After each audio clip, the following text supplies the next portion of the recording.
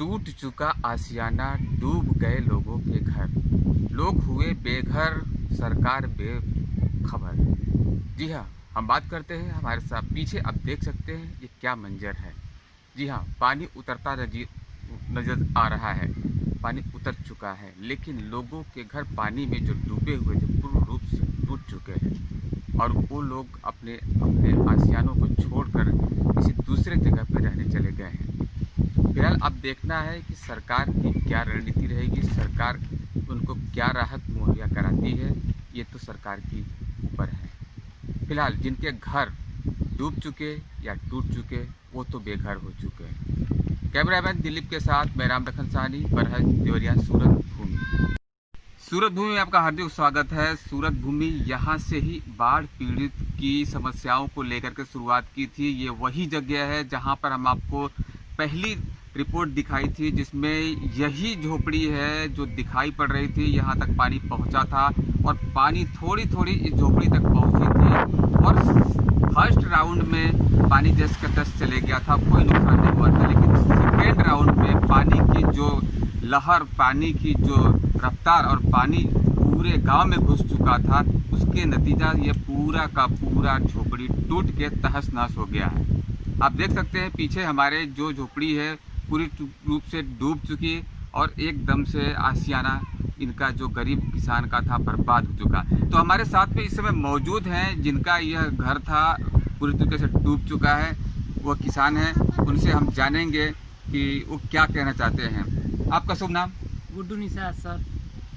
ये कैसे हुआ और किस प्रकार से आप परेशानियों का सामना कर रहे हैं, और आपकी राहत के लिए कोई आया था या नहीं आया था? कोई नहीं आया था सर। तो कैसे आप उसको कर रहे हो? अब क्या चाहते हो आप?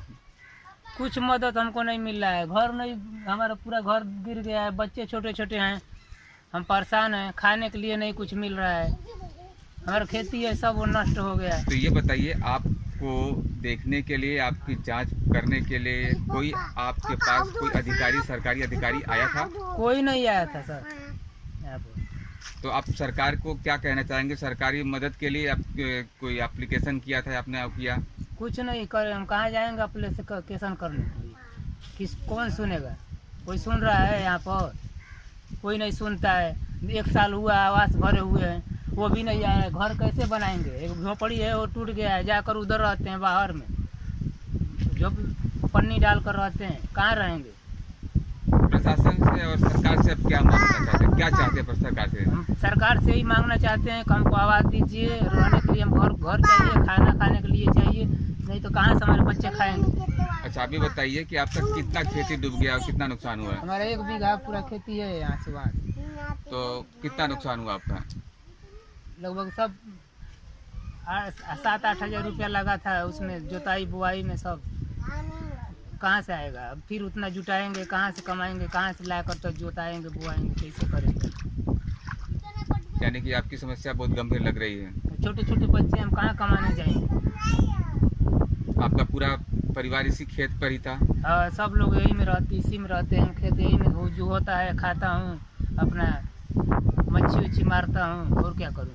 क्या मदद मांगना चाहेंगे? क्या सरकार से, सरकार को क्या कहना चाहेंगे आप? हम सरकार से यही चाहता हूँ कि हमको आवास दीजिए, घर हमको चाहिए रहने के लिए, हमको खाने के लिए व्यवस्था चाहिए, हमको यही इनसे मांग है। हम मोदी जी से यही निवेदन करता हूँ। जी, देखा आपने यहाँ पर पीड़ित ग्रामीण किसान क्या कह रहे हैं। जी हाँ, इस समय वह पूरी तरह से टूट चुके हैं, जिनका घर टूट चुका है, घर से बेघर हो चुके हैं, उनके आशियाना पूरे बर्बाद हो चुके हैं। वो इसी आसरा में लगे हुए हैं कि सरकारी मदद हमें मिले। अब तो ये देखना है कि सरकारी मदद की आशा में यह किसान कब तक बैठे रहेंगे, या सरकारी मदद मिलेगी या नहीं मिलेगी, ये भी यह प्रश्न है। फिलहाल परेशानियां जस की तस है और समस्याओं का निराकरण होता दिख नहीं रहा है। कैमरामैन दिलीप निषाद के साथ मैं राम लखन साहनी, बरहज देवरिया, सूरत भूमि। बाढ़ ने जो ये कहर बरपाया उसका नतीजा आप देख सकते हैं। पीछे पानी तो उतरना, ठीक, पानी उतर रहा है, सही बात है, लेकिन इसके पीछे जो नुकसान हुआ, किसानों की मेहनत और फसल पूरी चौपट हो गई। लेकिन सरकार की तरफ से क्या मुहैया करवाई जाएगी राहत, या क्या उनको मुआवजा मिलेगा या नहीं मिलेगा, वो तो एक सवाल है। लेकिन फ़िलहाल हमारे साथ में एक किसान हमारे साथ मौजूद हैं। हम जानेंगे उनसे कि क्या उनका कितना फसल डूबा और किस प्रकार की उनको परेशानियों का सामना करना पड़ा। जी, आपका शुभ नाम? क्या कितना फसल आपका डूब गया और क्या संभावना है अभी से आपकी? हमारा करीब करीब 4 बीघे फसल जो है, जिसमें धान, मक्का और सब्जी की खेती हुई थी, सब डूब गया, एक भी नहीं बचा है। और घर का पूंजी भी लगा दिया हम लोगों ने उसमें, जो घर में रखा हुआ था वो भी सब चला गया। और आगे भी अभी अगली फसल के लिए भी कोई निश्चित नहीं है कि कब तक खेत खाली होगा, पानी कब तक हटेगा।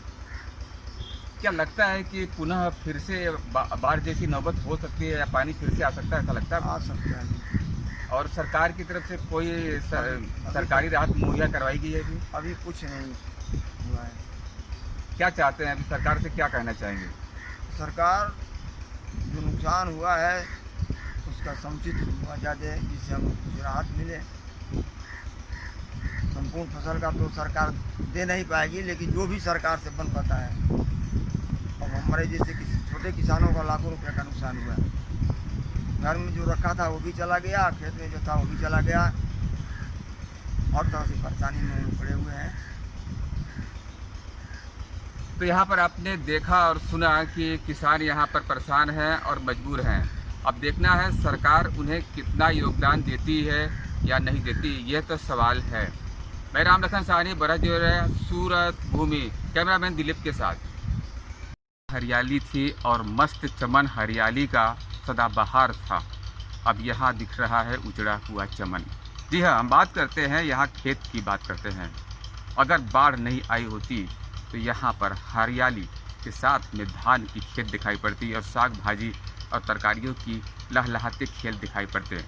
लेकिन बाढ़ ने यूँ कहर बरपाया कि यहाँ पूरा का पूरा विस्तार, पूरा का पूरा खेत सूखा पड़ गया है। मात्र अब दिख रहा है कीचड़ और गंदे कीचड़ों का साम्राज्य है। जी, हम बात करना चाहते हैं कि अब यहाँ पर कोई फसल इस वर्ष नहीं उगेगी।